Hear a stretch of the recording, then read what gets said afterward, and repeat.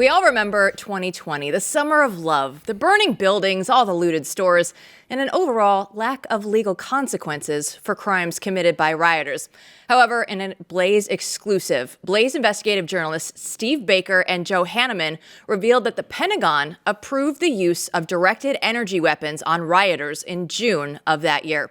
Here to discuss with me is Matthew Peterson, editor-in-chief of Blaze News, and Steve Baker himself. Steve, your article makes some pretty bold claims. So what exactly did you and Joe uncover, and how did you guys verify it?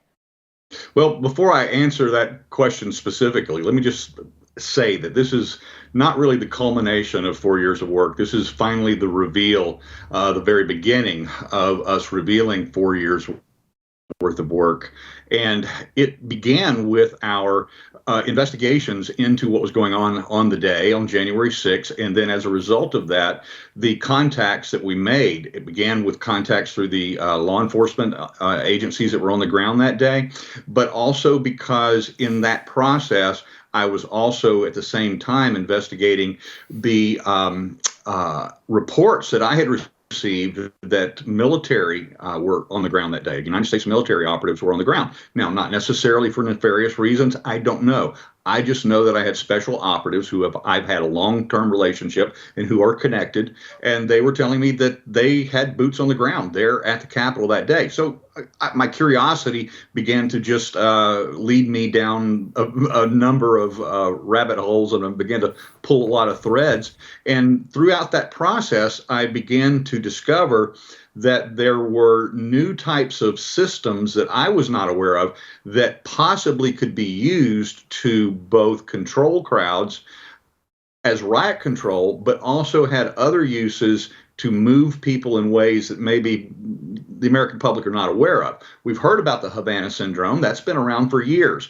Catherine Herridge, just a week or so ago, had a big reveal. She had a CIA whistleblower come forward. We had looked at congressional testimonies about the Havana syndrome and the types of directed energy weapons that were used or possibly used to create those anomalous health incidences that they talk about. And I began to study on my own the difference between what they call the RF or microwave weapons and then the audio weapons itself. Now, that led me to go back to the intelligence community, contacts that I have, back to the special forces military community that I have sources with. And through that, we began to learn a lot more about what's really available to our government right now when it comes to crowd control. Steve, I think it's important because none of us really have a clear idea of what we're talking about when you say systems or directed energy weapons. So go a little bit into what kind of weaponry we're talking about, what kind of devices we're talking about. Well, we have to go all the way back to the 1950s. The Soviets were very active in developing what they called psychotronic weapons at that time. Now, this is open source information. As a matter of fact, everything that I know about it, I've pulled directly from the CIA website. I mean, the CIA.gov website has thousands and thousands of articles and that have been declassified that go back to their own intelligence sourcing of what the Soviets were up to back then. Then we fast forward many years. If I'm skipping over a lot, which we will get to with the Blaze and through our series of articles on this subject. But if we jump to 1991, then we find out when the Soviet Union fell that many of their scientists were selling their information and selling their science to our government and other buyers as well. And through that, we were able to purchase, when I say we, elements of our government were able to purchase advanced technology in what they call the directed energy weapons space. And some of that was much more advanced technology than what we even talk about when we're talking about Havana syndrome. We're talking about now not just truck-mounted riot control weapons where they have the big arrays mounted on top of a tank or a military armored vehicle of some sort. and that we have seen in crowd control, even in our story. We have a video that Julio Rosa, our own correspondent, took in Kenosha back in 2020 of an actual audio device, an audio energy weapon, blasting at what they call a super audio levels to clear crowds out.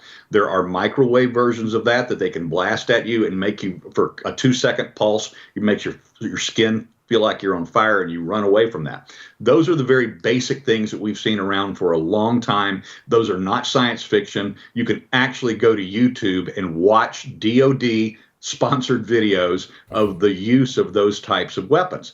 But over the years, they've got much more sophisticated and much more miniaturized to the point where they can carry them in backpacks now. So they have backpack size, and what some of these special operatives have described to me in great detail, what they call agitation weapons.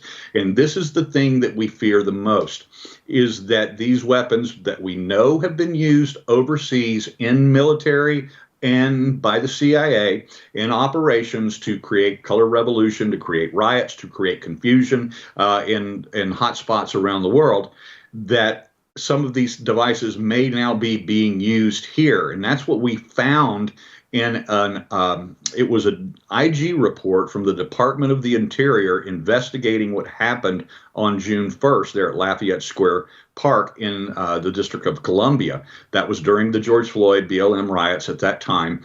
And we actually found from that IG report actual photos and descriptions of the use of one of these backpack-sized weapons. Now, the one that was used there, the IG report actually says that it does not know what other capabilities that particular weapon had, but we know through our sources that they contain both what they call super audio and sub audio. Now, on sub audio settings, it can actually agitate, drive people crazy. They're the only ones, they actually hear it in their ears or in their head themselves. Some people call it the voice of God weapon. There's all kinds of names for it, but there's so many different arrays of this technology. And I think that the most fearful of them all now are some of the RF or microwave type transmissions. These are 74 gigahertz beams that they can aim at somebody. They can talk to you inside your head, make you think that you're hearing voices. They can also attenuate those frequencies to such a way that it resonates with different parts of your body. Different organs resonate to different frequencies. Just like your truck antenna resonates to AM and FM radio signals, our body, whether it's the lungs, our heart, our brain, different folds in our brain can resonate at different frequencies. And as a result of that, can create different reactions from the victim or the intended target. And the most well, I'll just say that the thing that I'm most curious about is if it is being used, and if this technology is being used in other riots around America, were they being used on January 6th? Well, Steve, that's a good point, because you did touch on the use of these weapons potentially on foreign soil. But when it comes to U.S. soil and the federal government doing this against American citizens, how is this legal? How concerned should average citizens be that if they do show up to just an event, a large gathering, what should we be looking into here? As we reported from the IG report, is that the Metropolitan Police, the District of Columbia, DC Metro Police, they actually loaned one of these backpack audio weapons to the United States Park Police for that particular event. And since then, we have been told through sources just in the last few days that United States Capitol Police have also purchased a couple of these LRAD events or backpack weapons as well. And that doesn't tie us back to Milley. Our sourcing on Milley comes from a very high-ranking current active duty officer who was in a meeting with the former chief of staff of the military for the Trump administration, in which he was not necessarily bragging, but in conversation he told about 20 officers that he himself had made available for that riot these types of weapons. And in his commentary, he actually said that he made available both heat and sound weapons. So that the heat would be the microwave, RF frequency weapons, and the sound, of course, would be the ones that we saw the photos of that the Park Police were using. Steve, last question. Give us some hints at what you'll be looking at next in this series.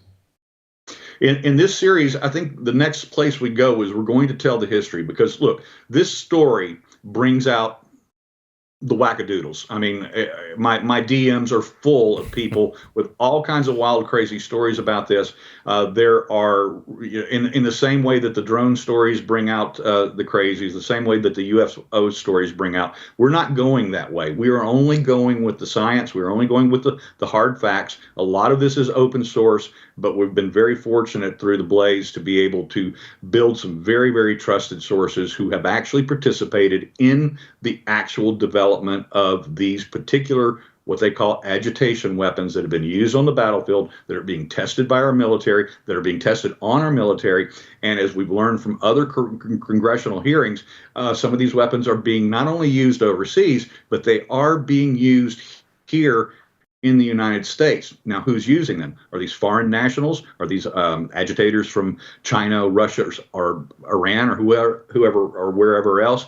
We know that those actors are working against us, but we also know that we have the same capabilities, if not better, and that we've been using them against their their best and their brightest, against their targets as well. And what we're most concerned about, and where we're following this right now, is if in fact the United States military or our intelligence services are using them actively on United States citizens here on U.S. soil.